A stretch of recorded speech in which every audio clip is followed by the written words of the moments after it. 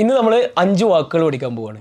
ഈ 5 വാക്കുകളുടെ പ്രത്യേകത എന്താ അറിയോ? ഈ 5 വാക്കുകളും നമ്മൾ ഡേ ടു ഡേ ലൈഫിൽ നമ്മൾ എപ്പോഴും ഉപയോഗിക്കുന്നതാണ്.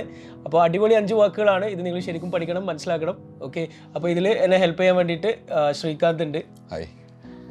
അപ്പോൾ ശ്രീകാന്ത്, നമ്മുടെ ആദ്യത്തെ വാക്കാണ് അക്വൈൻറ്റൻസ്. അക്വൈൻറ്റൻസ് എന്ന് പറഞ്ഞാൽ പരിചയക്കാർ, അതായത് അവർ നമ്മുടെ ഫ്രണ്ട്സ് അല്ല, നമുക്ക് അവരെ പരിചയമുണ്ട്. അത് അങ്ങനത്തെ ആൾക്കാരെ നമ്മൾ അക്വൈൻറ്റൻസ് എന്ന് വിളിക്കാം. ഓക്കെ, അപ്പോൾ ഞാനൊരു എക്സാമ്പിൾ പറയട്ടെ. ഇപ്പോൾ എനിക്ക് ദുബായിൽ കുറേ പരിചയക്കാരുണ്ട്, അതെങ്ങനെയാണ് പറയാം? I have many acquaintances in Dubai. Okay, ഇപ്പോൾ ഞാൻ എൻ്റെ ഫ്രണ്ട്സിനെയും എൻ്റെ പരിചയക്കാരെല്ലാം എൻ്റെ വെഡ്ഡിങ്ങിന് ക്ഷണിച്ചു. I invited all my friends and acquaintances to my wedding. Okay, അപ്പോൾ അക്വൈൻറ്റൻസ് മനസ്സിലായി, സെറ്റാണ്. രണ്ടാമത്തതാണ് അബ്യൂസ്. അബ്യൂസിന് 2 അർത്ഥമുണ്ട് അല്ലേ? മിസ്യൂസ് ചെയ്യുക, ദുരുപയോഗം ചെയ്യുക. ഓക്കെ, ദുരുപയോഗം ചെയ്യുക എന്നുള്ള അർത്ഥമുണ്ട്. പിന്നെ ചീത്ത പറയുക, തെറി പറയുക അല്ലേ? ഒരു എക്സാമ്പിൾ പറയോ? തെറി പറയുക, ചീത്ത പറയുക എന്നുള്ളതിന്. The policeman abused me just because I didn't wear the strap of my helmet. Okay, അതുപോലെ ദുരുപയോഗം ചെയ്യുക എന്നുള്ളതിന് അബ്യൂസ് എന്ന് പറയും. അത് വെച്ചിട്ടൊരു example. Some politicians abuse their powers. Okay, അപ്പോൾ മനസ്സിലായിട്ടുണ്ടെന്ന് വിചാരിക്കുന്നു. ഇനി മൂന്നാമത്തെ വാക്കാണ് ദിസ് വൺ, അഡ്മയർ. അഡ്മയർ എന്ന് പറയുമ്പോൾ ആരാധിക്കുക. നമ്മളൊരു വ്യക്തിയോ അല്ലെങ്കിൽ ആളുടെ എന്തെങ്കിലും ഒരു ട്രൈറ്റിനെ നമ്മൾ ആരാധിക്കുക, അതാണ് അഡ്മയർ ചെയ്യുക. അപ്പോൾ എനിക്ക് പറയാം, I admire the way you speak.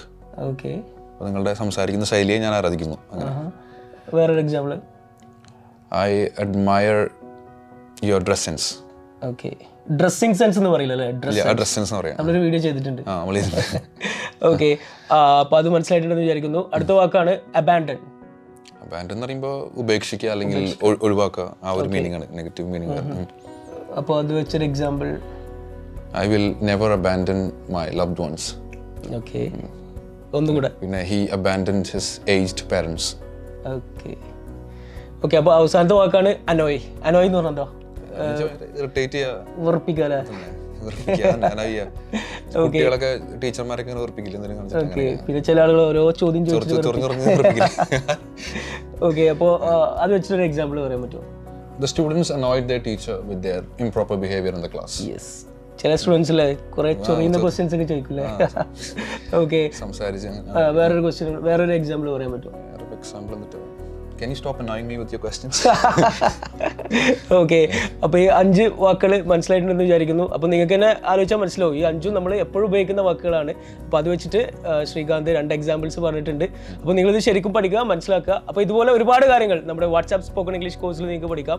നിങ്ങൾ ലോകത്തിൻ്റെ ഏത് ഭാഗത്തായിക്കോട്ടെ ഒരു പേഴ്സണൽ ട്രെയിനറുടെ സഹായത്തോടു കൂടി നിങ്ങളുടെ ഫ്രീ സമയങ്ങളിൽ വാട്സാപ്പിലൂടെ നിങ്ങൾക്ക് ഇംഗ്ലീഷ് പഠിക്കാം. മുകളിൽ ബയോയിൽ വാട്സാപ്പ് ലിങ്ക് കൊടുത്തിട്ടുണ്ട്, ക്ലിക്ക് ചെയ്യുക, അഡ്മിഷൻ എടുക്കാം. Thank you. English House. English at your fingertips.